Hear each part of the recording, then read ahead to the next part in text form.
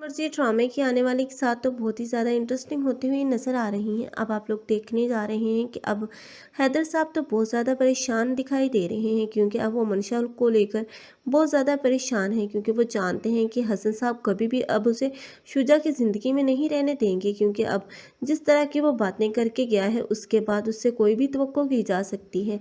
लेकिन अब ज़ारा जो अपने बाबा को समझाने की कोशिश कर रही है और वो उसे तसल्ली देते हुए कहेगी कि कभी भी शुजा अब मंशा को नहीं छोड़ेगा, क्योंकि मंशा अब शुजा से इतनी ज़्यादा मोहब्बत करती है। और दूसरी तरफ अब शुजा है जिसने अब अपने ख़ानदान के ख़िलाफ़ जाकर उससे शादी की है, तो वो ज़रूर इस शादी को निभाएगा। और दूसरी तरफ मंशा भी तो उस ख़ानदान को वारिस देने जा रही है।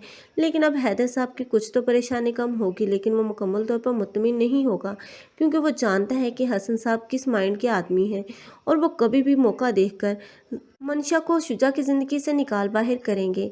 अब दूसरी तरफ आप लोगों को ये दिखाया जाएगा कि जब अब मंशा अपने घर वापस आएगी तो उसकी माँ उसे घर में दाखिल नहीं होने देगी, बल्कि उसे बोलेगी कि अपनी मनमर्जी करने का अंजाम देख चुकी हो तो अब इस घर में आने की कोई ज़रूरत नहीं।